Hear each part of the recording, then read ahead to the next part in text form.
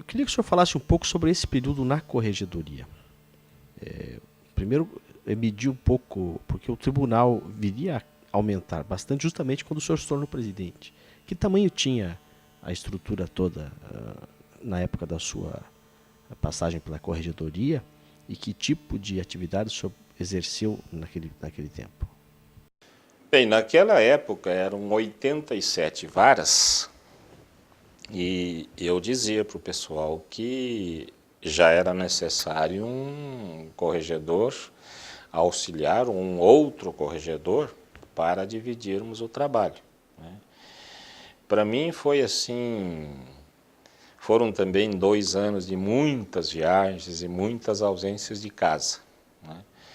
Mas eu acho que assim, do ponto de vista do trabalho, apesar de ter exigido assim muito sacrifício de mim e da minha equipe, foi um trabalho assim bastante interessante. E só que foi assim um trabalho muito mais de convencimento e não de punição, né? De aconselhamento. E eu até dizia que o meu estilo de exercer a corregedoria poderia me levar a mais adiante, alguém que for recompor a história, de dizer, olha, esse corregedor aqui não fez nada, né? Porque aquilo que eu conversei com o magistrado, sugerindo, exigindo correções, etc., não ficou registrado na ata, né? Então eu fiz apurações, mostrei os defeitos, tudo mais, mas eu geralmente conversava muito com os magistrados, né? Procurando mostrar aquilo que não estava bem, como é que poderiam ser corrigidos aqueles problemas que a comunidade vinha reclamar com o corregedor, né? Ou às vezes repassando as queixas da comunidade para o magistrado diretamente. Agora, eu não queria fazer isto por escrito, porque isso exporia o magistrado, não é? E como a ata era publicada, não era, na minha opinião, conveniente o registro dessas conversas, né, na ata. Mas conversei muito, né? E certa vez eu fiquei assim, me senti muitíssimo gratificado pela atitude de um magistrado. Então, como corregedor, eu tinha a atribuição de designar juízes auxiliares, né?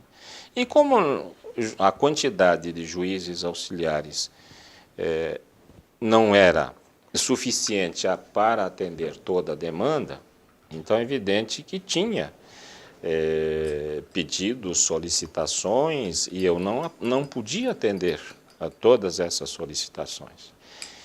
E eu, certa feita, fui fazer uma correção numa cidade onde havia designação de um juiz auxiliar fixo ali.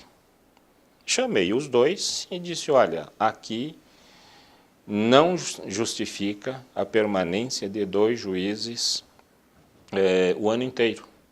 Então, já disse, olha, vou procurar deslocar você para uma outra localidade em alguns meses do ano.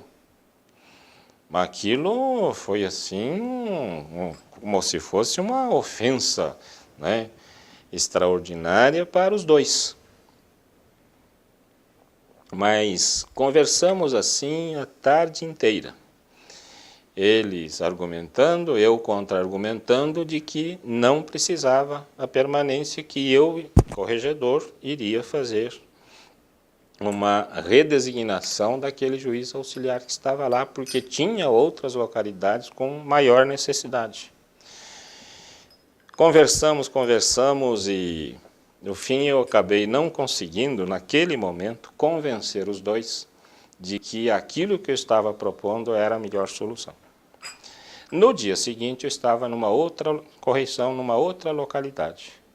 eu recebo o telefonema do juiz titular da vara onde nós conversamos, e ele disse o seguinte, falou, doutor, tudo aquilo que nós conversamos ontem eu refleti durante a noite inteira. E eu cheguei à conclusão de que o senhor tem razão. Né? Então, o senhor fique sossegado, né? Já conversei com o juiz substituto, nosso colega, ele também entendeu, né? Acha que ele também que está certo, então o senhor fica liberado para fazer a designação. Né?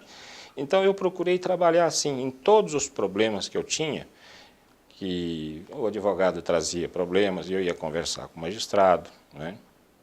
Então, talvez da minha parte, eu tenha trabalhado muito, conversado muito, mas isso não ficou registrado. Né? E às vezes a gente ouve, né? Diz, olha, aquele corregedor realmente ele faz isso, né? Não registra, mas dá resultados. Né? E eu adotei essa linha, né? Correndo o risco de que se alguém hoje pegar as atas de correição, vão dizer, não, mas esse cara burocraticamente fez os levantamentos ali e não fez nada. Né? Mas procurei trabalhar assim. Penso que foi positivo. Então, às vezes, eu recebia reclamações, petições por escrito de magistrados. Aí eu, reclamando de certas atitudes dos magistrados, eu ligava para o magistrado e dizia, olha, recebi uma reclamação assim, assim, assim. O senhor prefere o senhor mesmo consertar ou prefere que o corregedor vá consertar? Né? Porque se o senhor me disser que achar que está certo e não vai corrigir, o corregedor vai corrigir porque o corregedor acha que está errado. Né? E aí, geralmente a gente conseguia convencer o magistrado a rever a posição para que não houvesse assim, uma coisa traumática de dizer uma imposição do corregedor para fazer isso ou aquilo. Né? Procurei sempre buscar, mediante o diálogo, resolver os problemas que apareciam lá na corregedoria. Aliás, só deixa eu te contar uma história assim, interessantíssima do ato do período da corregedoria. Um dia eu estou aqui no meu gabinete e da portaria o telefone diz, olha, tem um grupo enfurecido aqui que quer falar com o corregedor. Mas o que eles querem? Não, querem reclamar com o corregedor. E aí eu falei, olha, então libere o pessoal para subir aqui para o meu gabinete. Mas tem bastante gente aqui, senhor doutor. Mas quantos tem? Deve ter uns 10, 15 aqui. E a gente manda subir uma comissão? Não, sobe todo mundo. Bom, e todos foram lá, entraram no meu gabinete e disse, olha, eu infelizmente não posso oferecer cadeira para todos, porque eu não tenho cadeira para todos, mas entrem aqui e se sintam todos acomodados e me digam o que é que vocês querem que o corregedor resolva. Aí era um grupo de professores e uma professora disse, doutor, nós estamos indignados. Mas o que aconteceu de tão grave assim? Eu falei, olha, nós fomos aqui na vara do trabalho da capital, onde o doutor fulano de tal é juiz, e ele chamou lá todo mundo para audiência, falou umas coisas lá com o advogado, aí fez a ata, daí falou assim, olha, a ata está ali, então vocês vão assinando e vão saindo, mas a ata está ali na mesa ali. Vocês vão saindo para não entupir a sala. Daí a professora disse, olha, mas ele falar para nós que a gente tinha que sair para desentupir a sala, nós não somos lixo para estar entupindo a sala. Né? Então, aquilo não é um tratamento que o magistrado possa dar para a gente. Né? E daí falou, mas um juiz desse aí, agora a gente não tem mais nem como confiar que esse juiz vai continuar presidindo o nosso processo. Aí eu perguntei, é essa a reclamação? Vocês não gostaram do termo entupir? Foi, porque acho que aquilo foi altamente ofensivo para nós. E aí eu falei, olha, são duas coisas. Quando vocês dizem que não tem mais confiança no magistrado, o corregedor não tem condições de chegar lá e dizer, olha, então eu vou trocar o juiz.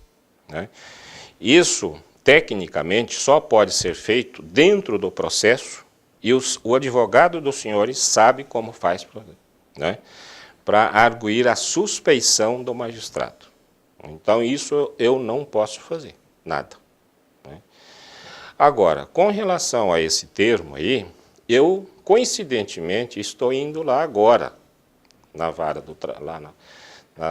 no prédio das varas, porque eu estou fazendo correição lá também. Minha equipe está trabalhando lá. E eu posso passar lá com este juiz e conversar com ele. E fui lá, conversei com ele, e daí falou, olha, eu recebi um grupo ali, 10, 15 professores ali, lá de São José dos Pinhais, que estava enfurecido com a sua atitude de dizer que, olha, vocês saem para não entupir a sala. Aí o juiz me respondeu assim, doutor, eu também achei que esse termo entupir foi inadequado, mas quando eu me dei conta, já tinha saído da minha boca. Aí ele disse assim, mas o senhor fique sossegado, tranquilo, que na próxima audiência eu vou voltar a este assunto, eu vou pedir desculpas para todo este pessoal. Muito bem, saí de lá. Aí dali alguns dias, eu encontro com um advogado na rua. Daí ele fala assim, doutor, eu vi um negócio inusitado hoje. Mas o que foi? Eu vi um juiz pedindo desculpas para os reclamantes. E era este juiz, exatamente, pedindo desculpas para este grupo, dizendo realmente ele não se pronunciou adequadamente naquela ocasião, diz, olha, vocês me desculpem, etc, etc. Então, esse é um fato que realmente eu me recordo, porque até pela forma da reclamação e o desfecho, o magistrado ter a humildade de dizer, errei, utilizei uma palavra inadequada, talvez tenha ofendido vocês me perdoem. Eu achei bonita a atitude do magistrado. Doutor, o senhor seguiu uma sequência natural, vice-presidência, presidência. Eu queria que o senhor contasse um pouquinho, podemos passar pela vice-presidência talvez, como foi sua eleição para a presidência do tribunal? Bem, primeiro passou por um momento de hesitação se eu deveria ser candidato ou não. Pelo seguinte, porque a eleição foi em 2003 e havia acabado de sair a lei de responsabilidade fiscal, que estava punindo, então, vários administradores públicos, e eu vi uma relação de juízes, presidentes de tribunais regionais com contas pendentes lá no Tribunal de Contas. E aí eu comentava com os meus colegas, de dizer, olha, mas a gente exercer a presidência do tribunal, que no meu caso será um ônus, não estou atrás de bônus no exercício da presidência do tribunal. E depois, no fim de carreira, enfrentar todas esses dissabores com processos pendentes lá no Tribunal de Contas e nos tribunais do país, eu acho que não é uma coisa interessante. E confesso que eu dizia para os meus colegas que eu tenho dúvida se eu devo me apresentar como candidato ou não. E passou por essa fase, e até que, depois de amadurecida a ideia, eu disse, não, eu cheguei à conclusão de que o magistrado, assim como ele não deve buscar a presidência do tribunal visando eventual bônus no exercício do cargo, eu acho que ele não pode fugir do encargo de cuidar da casa, né? E, nesse sentido, eu conversei com todos os colegas e disse, então vou me apresentar como candidato, né? Sou o mais antigo aqui da casa agora, né? E se os colegas me derem este voto de confiança, então eu gostaria de exercer a presidência do tribunal. Então foi assim a minha eleição. O seu período é lembrado por um ímpeto construtor, né? Como é que foi essa maratona de instalar novas varas, inclusive passando pela lei que precisou de alguns ajustes, até porque ela previa um prazo maior para a instalação das varas já criadas, né? Na verdade não foi assim nenhum ímpeto construtor, né? Talvez eu tenha tido a sorte de muitas coisas boas terem acontecido neste período aí, 2004, 2005, o biênio que eu fui presidente. Mas eu, quando me candidatei a presidente, eu já tinha, assim, mais ou menos pensado comigo de que eu não poderia ser um presidente, como muitos que eu vi, né? Qual era a tônica da conversa dos presidentes dos tribunais? Reclamar que falta funcionários, tem muito trabalho e o orçamento é pouco, né? Bem, eu disse para o pessoal que eu não vou reclamar dessas duas coisas. Não vou nem dizer que falta dinheiro, nem vou dizer que falta servidores. Isso todo mundo sabe que é limitado em qualquer lugar, né? Então, o que eu tenho que fazer? Em vez de eu dizer que falta, eu preciso ir buscar, né? Eu penso que o presidente do tribunal está lá justamente para isso, buscar soluções, né? Se falta servidor, eu tenho que buscar soluções. Se falta orçamento, eu tenho que buscar soluções para isso e não ficar reclamando dos outros, né? Por isso que disse, olha, eu vou trabalhar nessa linha, né? Agora, com relação a essa questão das construções, foi uma coisa que aconteceu no meu mandato, e quando eu estava tomando posse, veio em dezembro de 2003, então veio a notícia de que o Congresso havia aprovado a criação de cargos para o Tribunal Regional do Trabalho da 9ª Região e também a criação de varas do trabalho para o Brasil inteiro. Eram 267 no Brasil todo, 25 no estado do Paraná, né? Bem, esta criação não era 25 para instalação imediata, né? Havia um escalonamento, né? Até isso eu pedi para a Adélia levantar agora há pouco, veja só, então o escalonamento era assim, uma vara em 2004, uma vara em 2005, 3 varas em 2006, 7 varas em 2007, 8 varas, aliás, 13 varas em 2008. Este era o escalonamento original. E, então, tomei posse com a aprovação deste projeto. Então, eu, num primeiro momento, pensei, olha, em 2004, instalação de uma vara. Em 2005, instalação de outra vara. Aí, termino o meu mandato. E eu tenho que fazer o quê? Eu deixar a coisa preparada para o meu sucessor instalar 3 varas no primeiro ano do mandato dele, esse que seria em 2006.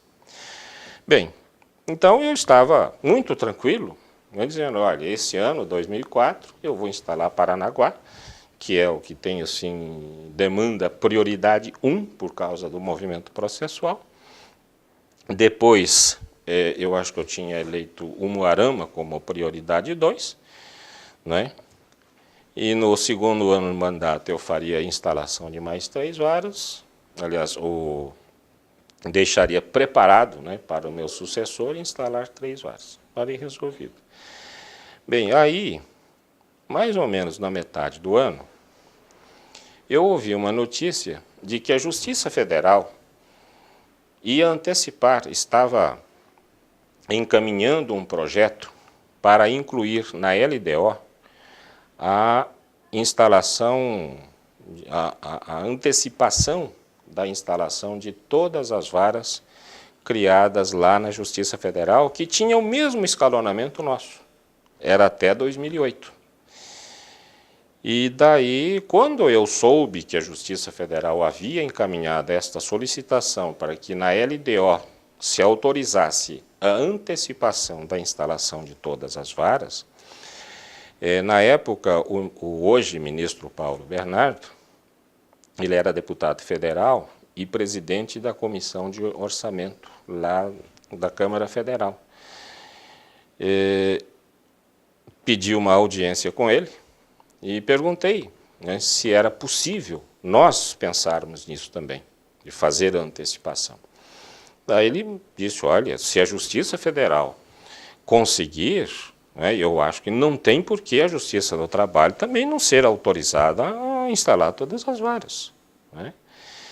E aí perguntei, mas deputado, o que eu preciso fazer para que concretizemos isso? Daí ele me deu todos os detalhes de como eu deveria proceder, e aí ele me disse, só que isso aí tem que ser para amanhã, né? Porque a LDO está andando ali, então, para votar, etc.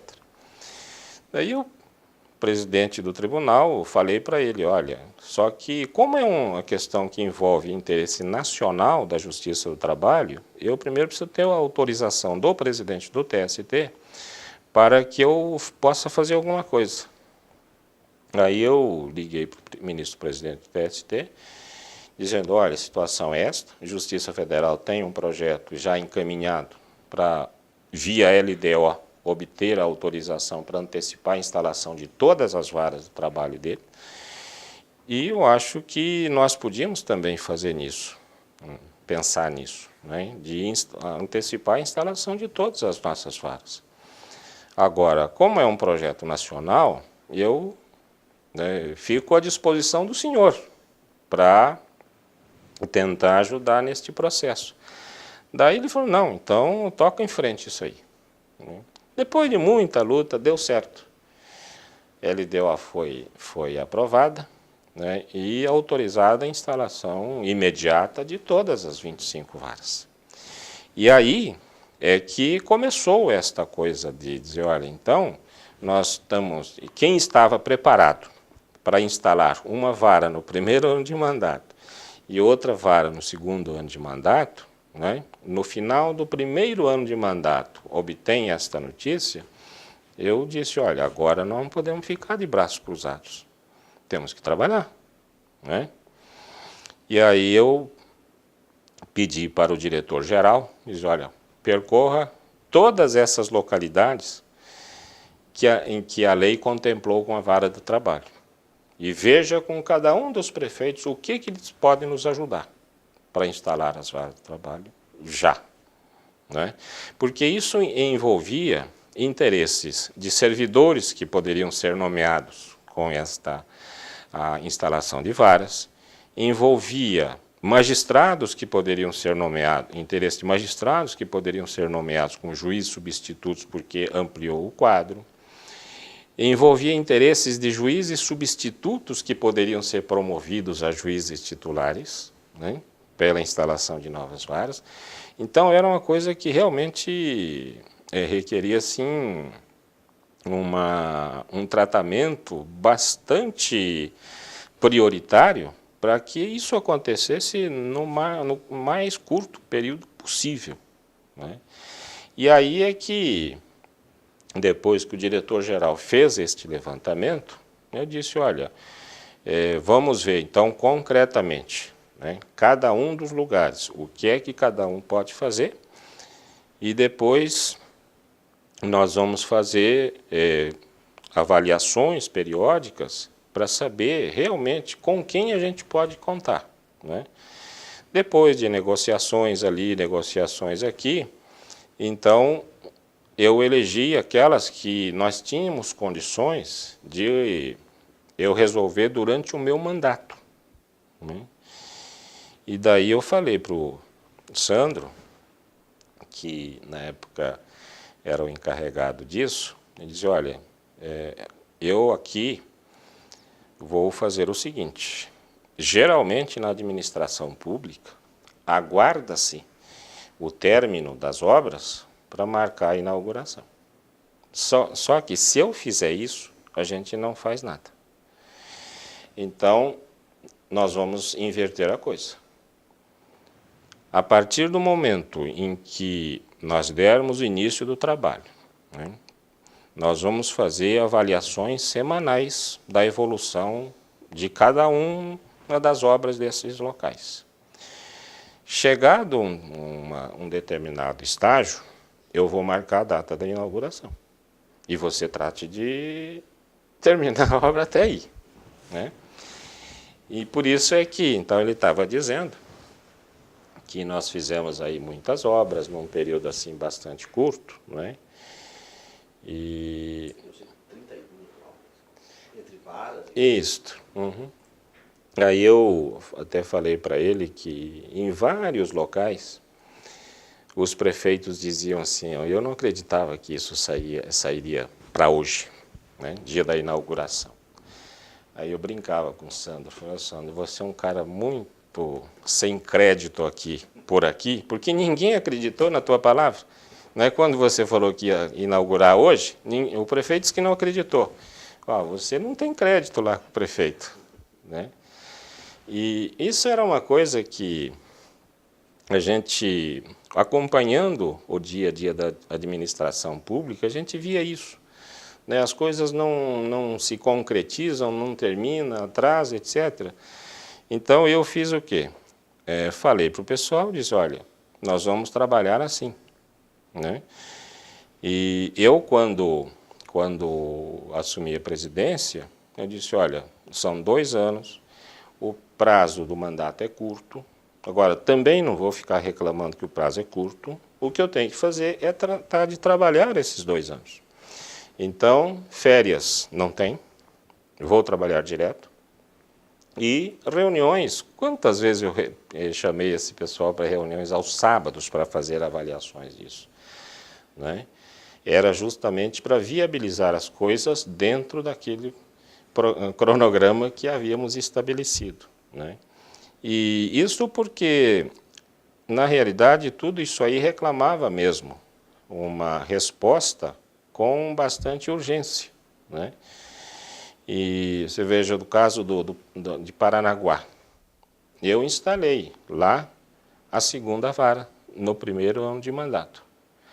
E a última vara que eu instalei no Paraná foi a 3ª de Paranaguá. Num mandato, uma cidade passou de 1 para 3 varas de trabalho. No seu período na presidência, o senhor coordenou o Coleprecor, justamente numa época em que a Justiça do Trabalho estava sendo bastante combatida, até dá para dizer. Qual foi o papel do Coleprecor nesse período para a reafirmação da Justiça do Trabalho? Foi muitíssimo importante, porque através do Colégio de Presidentes, nós pudemos debater e até em parceria com o Tribunal Superior do Trabalho, resolver muitas das dúvidas que surgiram com a emenda constitucional 45 da reforma do Judiciário e para poder implantar imediatamente aquelas novidades, né? Então, a Justiça do Trabalho, em vez de ficar de braços cruzados, né, perplexo com todas as dúvidas que surgiam, nós procuramos nos reunir, trocar ideias, cada um trazia suas dificuldades, acertávamos ali uma linha de atuação, né, para dar concreção àquilo que a emenda constitucional trazia, né? Então, veja essa questão da emenda constitucional 45. depois de 13 anos de tramitação, né, num belo dia, numa bela semana, o Congresso resolve aprovar. Né? E até eu me lembro que no mês de novembro tinha havido um evento aqui em Foz do Iguaçu.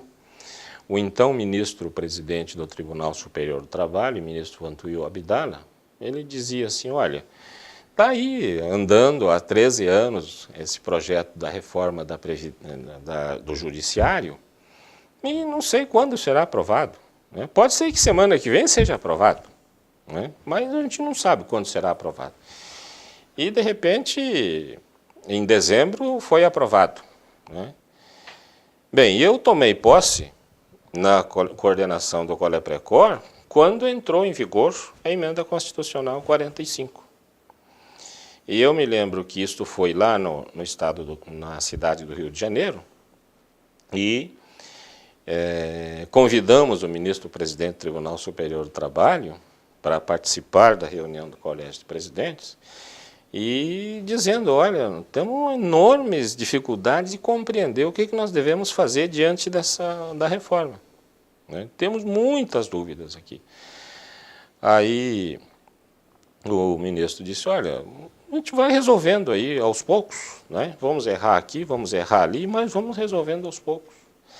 E eu estou lembrado que um dos apelos que eu fiz para o ministro-presidente foi o seguinte, diz, olha, entrou agora em vigor a Emenda Constitucional 45 e já ouço dizer que servidor aposentado, né, estatutário aposentado, quer reclamar a revisão dos proventos de aposentadoria na Justiça do Trabalho, que mudou porque mudou a competência nossa, né?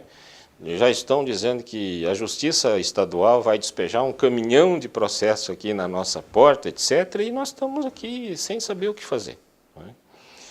Aí falei para ele, ministro, eu gostaria de pedir para o senhor, olha, que o TST baixe um ato, né, sobre como executar determinadas soluções que foram previstas na Emenda Constitucional 45. Não importa se está certo ou se está errado.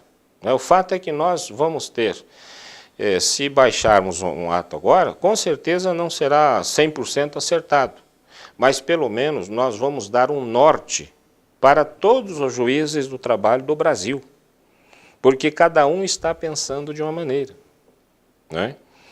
E aí eu disse, olha, se o Tribunal Superior do Trabalho disser, olha, vamos por aqui, pelo menos nós temos uma linha aqui. Diz, olha, aqueles que não concordarem, provavelmente farão diferente, mas pelo menos tem uma linha indicada e muitos seguirão por aqui. O que não é conveniente é nós deixarmos aí, como está, com essa montanha de dúvidas, e aí vai acabar trazendo assim um total descrédito, né, da justiça. Então eu achava conveniente que o tribunal baixasse um ato, e aí veio a Instrução Normativa 27, que trouxe ali soluções para muitas dúvidas. Né?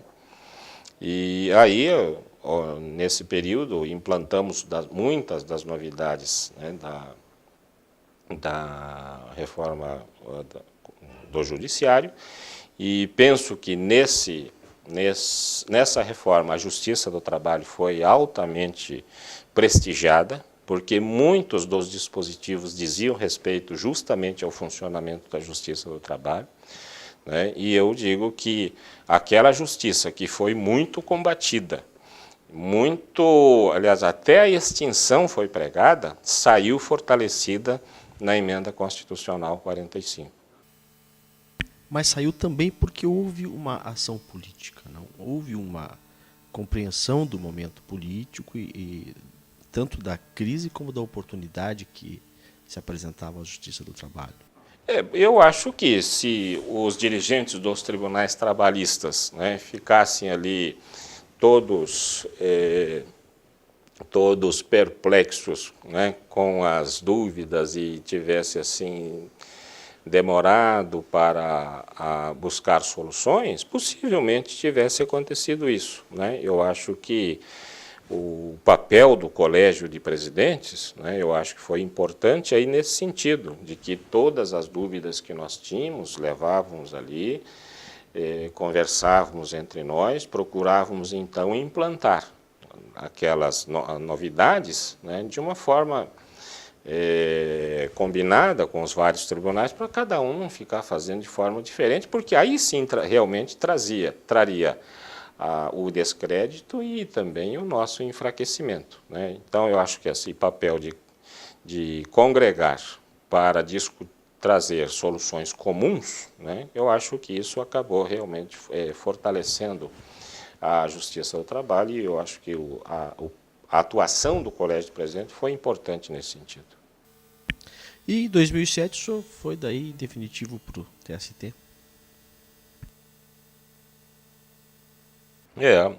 Aí aquele juizinho do interior que achava que com a promoção à Junta de Conciliação e Julgamento estava encerrada a carreira de promoções, e depois, quando veio para cá, não via nenhuma chance sequer de chegar um dia a um cargo de direção, né, acabou passando por todos esses cargos de direção e acabou sendo alçado ao mais alto tribunal trabalhista do país. Para mim é altamente honroso, é gratificante, né, o juiz do trabalho poder olhar para trás e dizer, olha, eu galguei todos os degraus possíveis da Justiça do Trabalho, né? Porque o TST já não é mais carreira também, né? A carreira do juiz do trabalho termina no Tribunal Regional do Trabalho, né? O Tribunal Superior do Trabalho é um tribunal, uma instância extraordinária que não faz parte da carreira do magistrado do trabalho, né? Mas mesmo assim, então, chegar ao topo do judiciário trabalhista realmente foi assim uma coisa altamente gratificante e que me orgulha muito, né? E como no TST é visto o Tribunal da Nona Região? O Tribunal Regional do Trabalho da Nona Região, então, na parte jurisdicional, às vezes alguns ministros até brincam, dizendo que é um tribunal assim muito avançado, né? Tribunal muito progressista, né? Porque às vezes julgam contra as súmulas do Tribunal Superior do Trabalho, né? Mas isso é uma questão de posicionamento de cada magistrado, de convicção de cada magistrado, mas é um tribunal tido como um tribunal eficiente e, do ponto de vista administrativo, um tribunal que sempre foi administrado com seriedade, né, e com austeridade.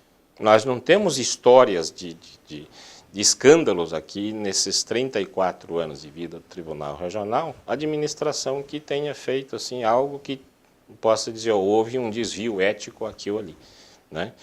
Então, isso é uma coisa que realmente nós podemos nos orgulhar do tribunal que temos, de sempre ter sido administrado com bastante seriedade.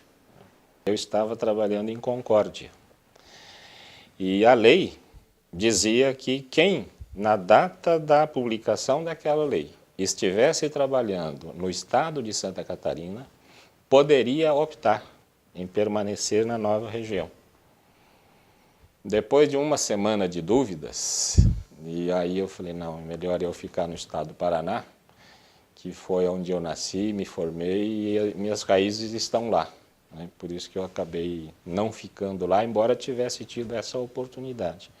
Agora, alguns colegas nossos, né, colegas de concurso, optaram por ir para Santa Catarina. Recuando um pouquinho, o senhor se formou na UEL, né? O que o vocacionou para o direito e para o direito do trabalho? Tudo por acaso, é uma obra do acaso.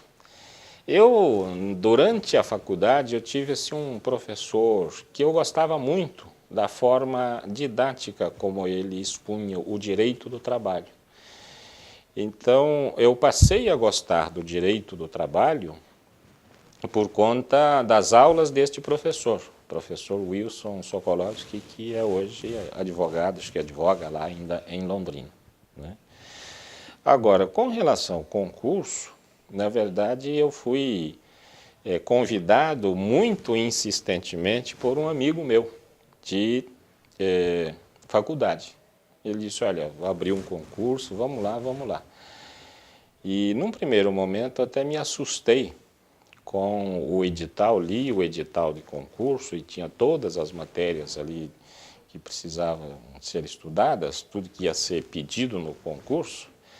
E eu me assustei com aquilo e disse, olha, vá você sozinho, né? E no fim ele insistiu, então vamos, né? E nós havíamos acabado de sair da faculdade. E viemos, e no fim o que aconteceu?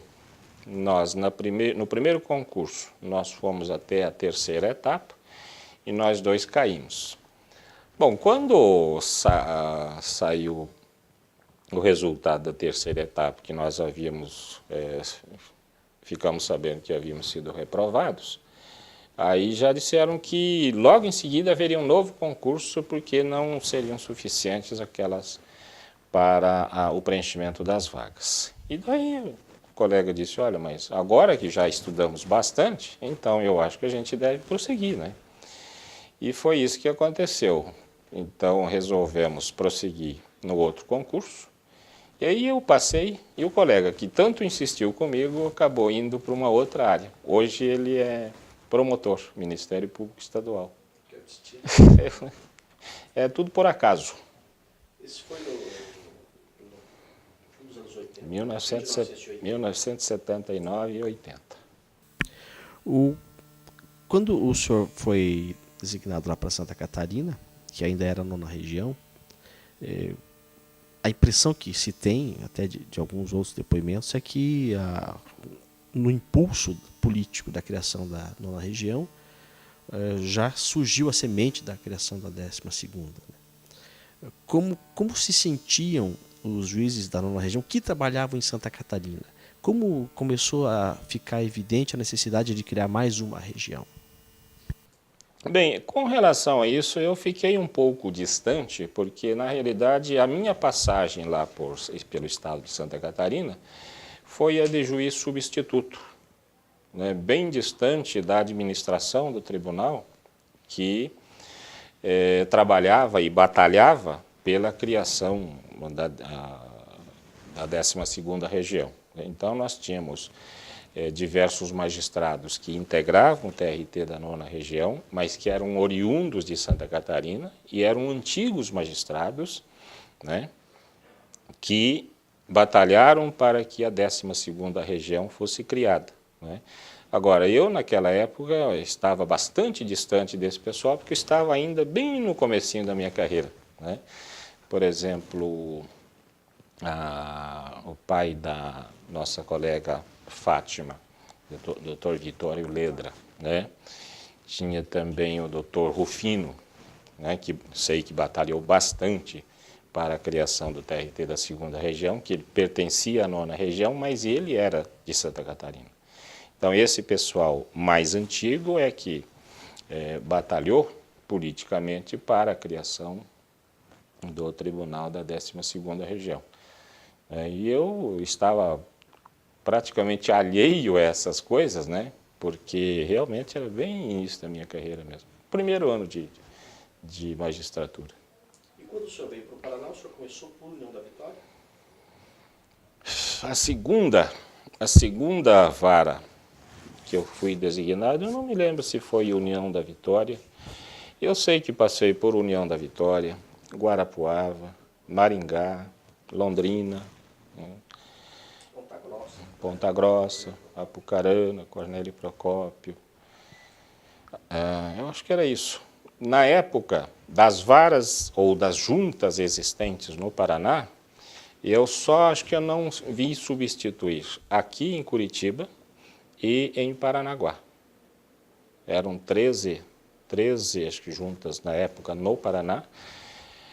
Salvo Curitiba e Paranaguá, eu substituí em todas elas. Como que era o Cornélio Procópio, que o senhor ficou bastante tempo, né? Fiquei 6 anos e meio lá. Como que era uma vara, uma junta como a de Cornélio Procópio, uma cidade ainda relativamente pequena, mas com uma economia característica? Olha, ser juiz lá em Cornélio Procópio era uma coisa muitíssimo interessante, porque em todos os lugares se cobrava da lentidão do judiciário, se reclamava da lentidão do judiciário, né? Os juízes nos grandes centros reclamavam da quantidade de trabalho, do excesso de trabalho. Em Cornélio Procópio, eu encontrei uma situação que eu dizia que aquilo era o ideal para o magistrado, que ele tinha condições de fazer tudo rapidamente, né? Ao ponto de eu sempre dizer que lá os advogados reclamavam que o processo andava muito rapidamente, né? Então havia uma quantidade razoável de processo, né, que o juiz tinha condições de atender, né? E aí, no final da tarde, no final da semana, ao final do mês, o juiz não saía de lá com a sensação de que estava em débito com alguém, porque tudo estava resolvido, né? Foi ali, passei assim uma época, foram 6 anos e meio de bastante trabalho, mas eu tinha essa sensação, né, positiva de que lá estava tudo que eu fazia, tinha que fazer, era feito no dia, né, e eu não ficava devendo para ninguém. E também eu não tinha que reclamar com ninguém de que havia excesso de trabalho, ou que o trabalho me tomava todo o tempo que eu não tinha tempo para outras coisas, sabe? Então, para mim foi um período assim extraordinariamente bom lá no exercício da magistratura, porque eu podia fazer tudo o que tinha que fazer lá do ofício, né? E eu podia cuidar de mim, de meus interesses particulares, familiares. Então, havia a possibilidade de fazer essa divisão. A sua convocação para cá foi em 93? Como se deu? Olha, para mim foi uma surpresa enorme, né? Mas eu, assim, tive uma sorte enorme, porque eu, quando fui promovido a juiz titular, ou juiz presidente de junta de conciliação, como dizia antigamente, eu dizia para os meus colegas que a minha carreira de promoções estava encerrada, né? Porque eu via o tribunal muito distante, os juízes bastante jovens, e eu, ali um modesto e humilde juiz do interior, dizer, almejar chegar ao 2º grau era muita ousadia. Você estava muito enganado, hein? Bom, na época a minha avaliação era esta, né, dizer, olha, encerrei minha carreira de promoções, né? Agora, eu fui beneficiado com a aprovação do projeto de ampliação do Tribunal Regional do Trabalho, né? E aí, como o tribunal iria passar a ter mais juízes, né? E daí o presidente, na época, o doutor Euclides Alcides Rocha, ele dizia, olha, nós vamos fazer a ampliação, vamos convocar aqui os juízes mais antigos, em ordem, e eu estava aí nesse meio, e depois nós vamos começar o processo de preenchimento em definitivo das vagas, né? Então, a minha convocação foi por conta disso. Em 93, quais eram as circunstâncias do tribunal? Como ele já estava em termos de estrutura e de inserção mesmo aqui no estado do Paraná? Bem, olhando hoje, né, a gente poderia dizer, olha, naquela época o tribunal era pequeno, os problemas eram complexos, menos complexos, a quantidade de processos era menor, né? Mas certamente isso aí era uma fase, né, um estágio que o tribunal passava naquela ocasião. Mas se de 76 para 93, né, já justificava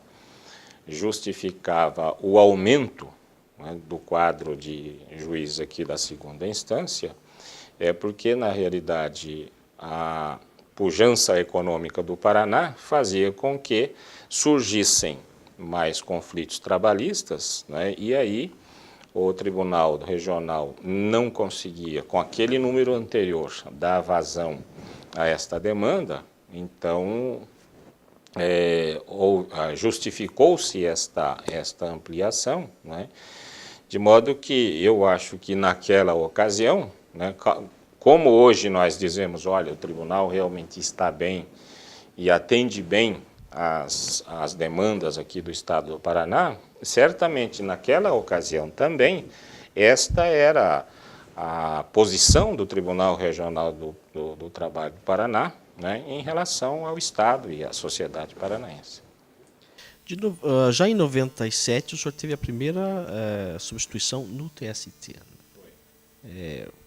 Como foi isso? Como é que foi a sua convocação? Isso é uma outra surpresa, assim, extraordinariamente interessante, né? E que, num primeiro momento, realmente foi assim um choque muito grande, né?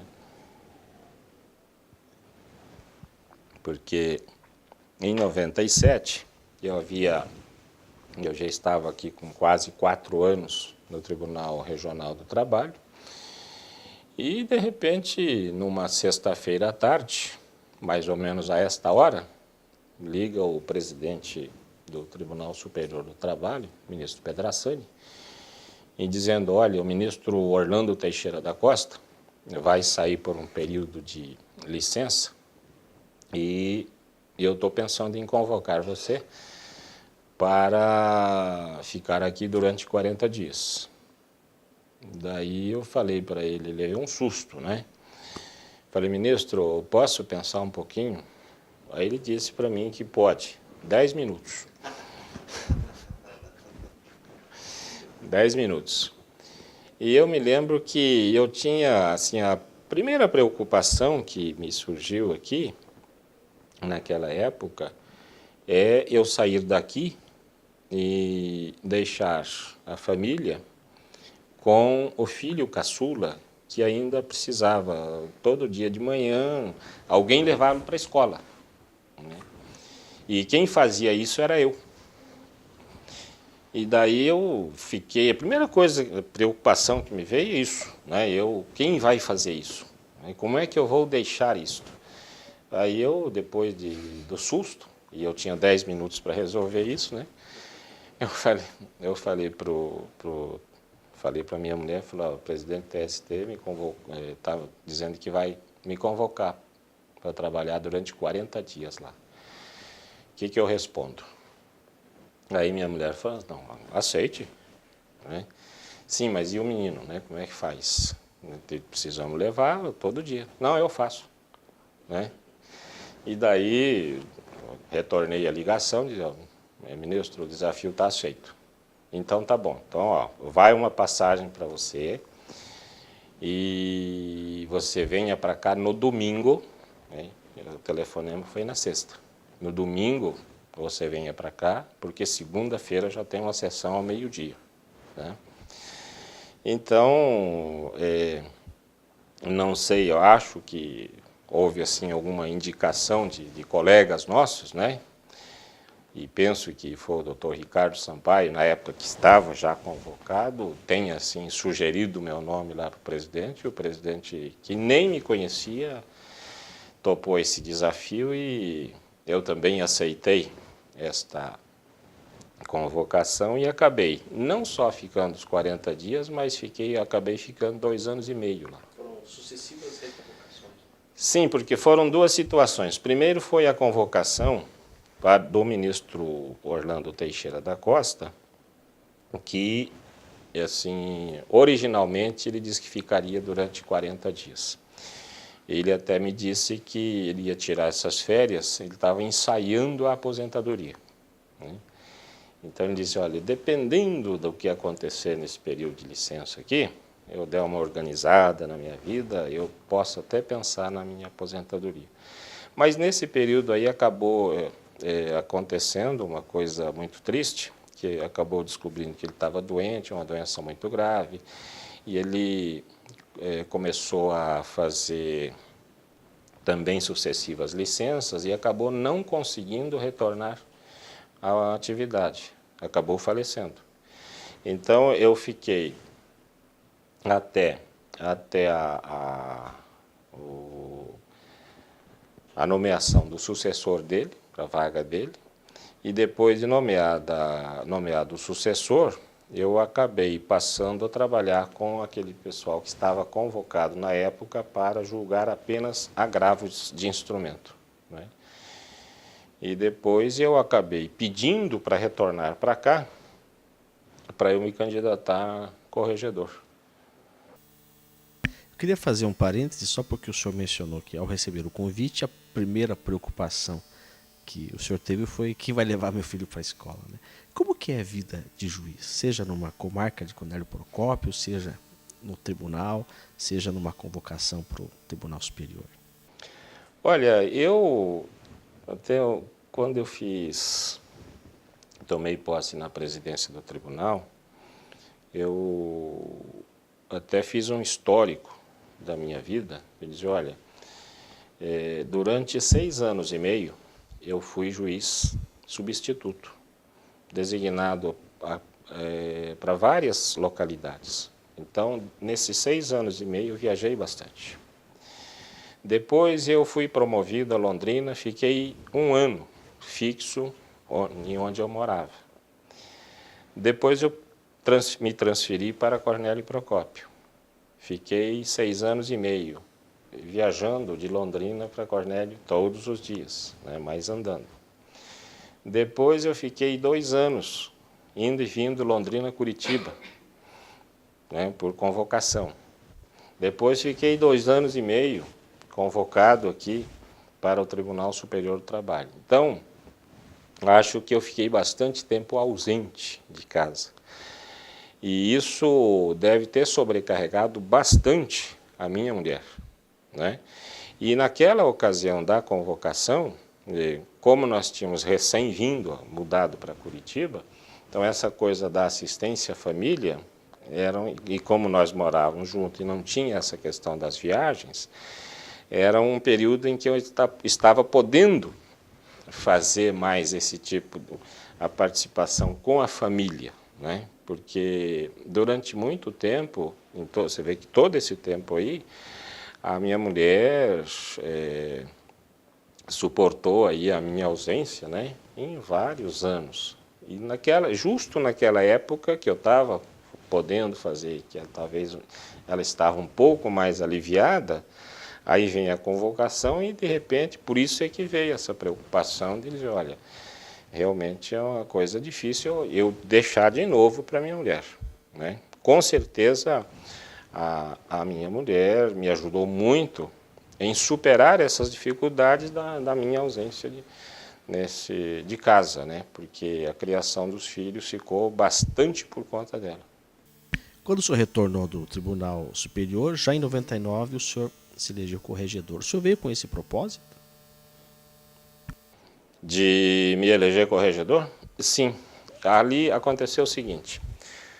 Aqui no Tribunal Regional, houve uma época em que a situação, o clima interno ficou bastante tenso por causa de disputas, né, por cargos. E eu, desde que eu cheguei aqui, em 93, dizia, olha, eu acho que não devemos aqui ter disputas. Penso que nos tribunais precisa ser observada a ordem de antiguidade para a ocupação dos postos de direção, né? E trabalhei muito para que isso acontecesse, né? E então, em 99, havia chegado a minha vez, né? A minha vez para chegar na corregedoria. Agora, eu estava convocado lá, né? E se eu quisesse continuar convocado lá, então eu teria que abrir mão aqui, né? E como eu havia pregado, sempre vinha pregando, né, de que nós devíamos implantar a ordem de antiguidade aqui para a ocupação dos postos de administração, de direção, aí eu disse, olha, se chegou a minha vez, então eu vou me apresentar. Né? E assim é que eu pedi para eu retornar de Brasília para me candidatar aqui à corregedoria, presidência. Então, vi o que eu tinha que fazer. Então, por exemplo, eu tinha que, na época o pessoal reclamava muito da deficiência da área de informática, porque faltava investimentos, então não se conseguia uma ferramenta boa. Então isso era uma coisa que eu procurei priorizar para solucionar. Então fui buscar dinheiro com convênio com o Banco do Brasil, né? E uma outra coisa que o pessoal reclamava muito também é a precariedade das instalações, né? Porque nós nos acostumamos com a pobreza, dizia, né? Porque se nós olharmos a história da Justiça do Trabalho, vamos dizer, olha, a Justiça do Trabalho, invariavelmente, em dado momento, instalou-se num casarão, né? E depois, nós tivemos aqui na história na região, que construções padrão de varas do trabalho, que hoje o pessoal chama de caixotes, né? Dada a simplicidade, mas em relação ao que era um grande avanço, né? Só que com o crescimento do movimento, etc., ele passou a não atender mais a necessidade ali, né? Então eu precisava me preocupar com essa coisa da comodidade, né, do servidor, do magistrado, do advogado, da parte, né? Eu trabalhei na vara do trabalho de Cornélio Procópio, por exemplo. Um dia que eu fui fazer correição lá, um radialista me disse assim, doutor, isso aqui é uma vergonha, né? Um corredor lotado de pessoas ali, sem ventilação, sem banheiro. Doutor, isso aqui é uma vergonha. Quando é que Cornélio Procópio vai ganhar uma instalação digna disso, né? Por sorte minha, a administração anterior já havia pensado e já tinha um projeto de fazer a reforma, né? Então eu procurei dar continuidade a esse tipo de ação, né, no sentido de fazer com que as varas do trabalho ficassem bem instaladas. Não é instalação luxuosa, como dizem maldosamente por aí, né? Então, todos os lugares que eu ia, dizia para o pessoal que o que eu estava procurando fazer, a administração do tribunal estava procurando fazer, é dar comodidade, conforto, não só a juízes e servidores que lá trabalham, mas as partes que vão lá, né? Ter uma sala de espera condigna, ter banheiros decentes, limpos, né? Os advogados que trabalham o dia inteiro ali também mereciam um espaço, né, melhor. Aqui na sede do tribunal, os juízes a mesma coisa, reclamavam que não tinha ferramenta para trabalhar, que era a informática, né? Então procurei dar equipamentos novos para o pessoal. O pessoal reclamava muito dos plenários dos tribunais, do tribunal aqui, né? Então eu falei, olha, tudo que a gente puder fazer, não podemos ficar esperando, porque estamos em débito, né? Alguma história que o senhor queira registrar? Algum caso específico? Ou algum causo? Causa eu já contei do juiz que pediu desculpas, né?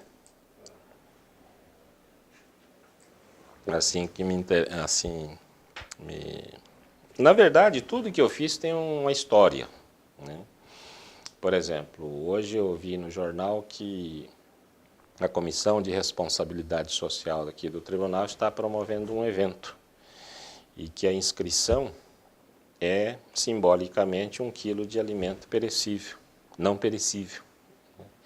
Aí eu estava lembrando que essa Comissão de Responsabilidade Social, que foi feita na minha gestão, E foi implantada assim, até por sugestão do desembargador, hoje desembargador Ney José de Freitas, que dizia, olha, nós podíamos fazer uma coisa assim, né? Responsabilidade social, podíamos... Aí eu pensei nisso e falei, bom, então vamos começar pequeno. Vamos fazer aqui uma comissão, né, de responsabilidade social, pedir para a desembargadora Rosali Batista cuidar dela. Ela foi fazendo, cresceu e hoje está aí falando de cuidados com o meio ambiente, fazendo assistência social a creches, a pessoas. É uma série de trabalhos aí que preocupados com a inclusão social, né? Mas na época eu vi que nós incinerávamos autos findos, incinerávamos diário oficial. E eu pensei comigo, falando, mas isso aí, reciclado, né, a gente pode ajudar outras pessoas que tanto precisam. Então, aí eu disse, olha, para a desembargadora Rosali na época, que, então, autos findos, por exemplo, em vez de incinerar, vamos pensar em reciclar e vender para reciclar. E esse dinheiro nós destinamos aí para fazer assistência social, né? E instruir isso para todas as varas do trabalho do interior, falando, façam isso em cada localidade, né? Que era uma forma de buscar a aproximação com a sociedade que a mídia tanto cobrava. Dizia, os juízes são pessoas inacessíveis ao comum do povo, né? E essa ideia nós temos que apagar, né? Indo ao encontro da sociedade. E essa era uma forma de a gente buscar essa aproximação, né? E aí, hoje eu vejo com essa comissão bastante ativa e trabalhando aí muito positivamente, né? Desde fazendo assistência social, programas aí de inclusão social, assim como cuidados com o meio ambiente, né? Considerações finais? Considerações finais? Deixa eu contar uma história da escola. Duas histórias, aliás, escola, né? A escola, até o desembargador Ney dizia assim, olha, você fez muita coisa na tua administração, mas eu acho que você vai ser lembrado daqui para lá futuramente pela escola que você está fazendo. Ele disse, olha, eu não sei, mas eu estou fazendo, né, o que lá na frente vão pensar, não sei, né? Mas o que me faz fazer a escola hoje é a constatação de que, na verdade, se nós pecamos nessa questão da eficiência, não é tanto por deficiência técnica. Conhecimento do direito, eu acho que nós, magistrados, temos o suficiente. O que eu acho que faz com que nós não sejamos muito eficientes é porque nós não sabemos, nós falhamos na parte operacional, né? Nós não estamos sendo bons gerentes da máquina judiciária. E aí eu acho que só uma escola pode resolver isto, né? Então é a escola para debater o aperfeiçoamento do servidor e do magistrado, né? Não vamos discutir, não vamos fazer uma escola para se tornar academia, né? Vamos fazer uma escola para que lá se discuta como a justiça do trabalho pode ser mais eficiente do que atualmente, né? Vamos discutir muitas questões relacionadas à gestão, por exemplo, né, que eu acho importantíssimo. E isso foi numa época em que a Escola Nacional de Formação e Aperfeiçoamento do Magistrado estava ainda no projeto da reforma do Judiciário. Eu fui lá no TST e disse, olha, está lá no projeto assim, assim. Tem espaço, né, se um dia essa escola vier a ser criada, tem espaço para a escola regional? Ah, com certeza. Pelo contrário, acho que a escola regional vai ser até uma necessidade ser criada nacional.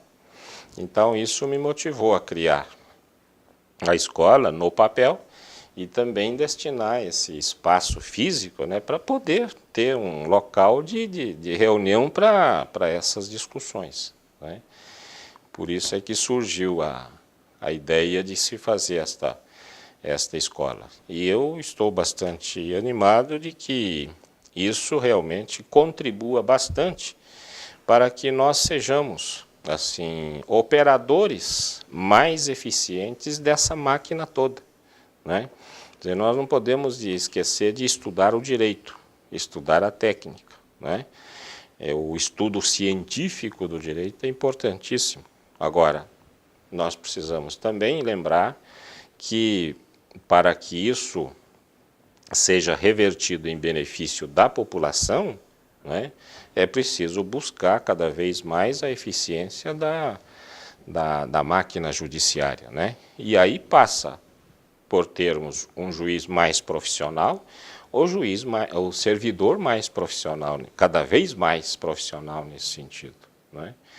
E estou bastante esperançoso de que a escola dará, sim, essa contribuição positiva, né? Muito obrigado. Agora, uma outra coisa uma coisa interessante, a reforma do plenário ali da 147. Porque ali, veja só, há muitas gestões, o pessoal dizia, mas não temos plenário para fazer posse de presidentes. Acanhado. Mal cabia lá 50, 60 pessoas e o restante tinha que ficar nos corredores. E aí, sempre que havia posse, dizia, olha, mas onde é que nós vamos fazer a posse? Né? Vamos alugar um salão aqui, um plenário lá, um espaço aqui, né? E daí, eu sempre dizia, olha, eu acho que posse deve ser na nossa casa, né? Se nós não temos espaço e nós estamos envergonhados com isso, vamos dar um jeito de melhorar a nossa casa para podermos receber bem as pessoas, né? E daí eu disse, olha, então vamos tentar melhorar isto para que então tenhamos um espaço condigno para receber todas as pessoas que hoje vêm nos prestigiar nas nossas solenidades, né? Porque 40 anos atrás, o público que vinha num evento de um tribunal era bem diferente e bem restrito. Era advogado, juiz e promotor. Hoje nós temos familiares dos juízes de N profissões diferentes, né? Então, precisamos procurar receber esse pessoal na nossa casa. E aí, ó, veja, eu comecei essa reforma no segundo semestre do último ano do mandato, segundo ano do mandato. E disse para o Sandro, que era o chefe lá da Secretaria Administrativa, dizia, olha, nós não podemos falhar isso aqui. Esta aqui é a maior loucura que nós vamos fazer. E eu dizia, mas por que o senhor não disse que não pode falhar? Não, se junta não sair, a vara do trabalho não sair, adia a inauguração. Se a escola não sair, não tem problema, fica para o novo presidente. Agora, se esta obra aqui não estiver pronto em dezembro de 2005, não tem lugar para a gente dar posse para o novo presidente. Né? Então, ó, torça para que o empreiteiro que ganhar a licitação não quebre, porque se quebrar, não vai ter tempo para a gente substituir e substituir a tempo, né, para concluir a obra. E aí, ó, toda semana eu ficava ali fazendo vistorias no local, né? E felizmente ficou pronto ali 2 semanas antes da posse do novo presidente, né? E aí, quando eu entreguei aquilo, eu até disse, olha, muito obrigado a todos vocês juízes, desembargadores da casa, que nesses 6 meses em que esse plenário ficou fechado, Todos foram obrigados a trabalhar num ambiente bastante precário, provisório, desconfortável, mas ninguém foi lá reclamar com o presidente desse desconforto. Então, este agradecimento eu tenho que registrar a vocês todos, porque deu certo, está aqui, acho que melhorou bastante, né? Foi o possível, né? Dentro das modificações ali, foi o possível dentro do projeto original, né? Mas eu acho que era o melhor que nós podíamos fazer.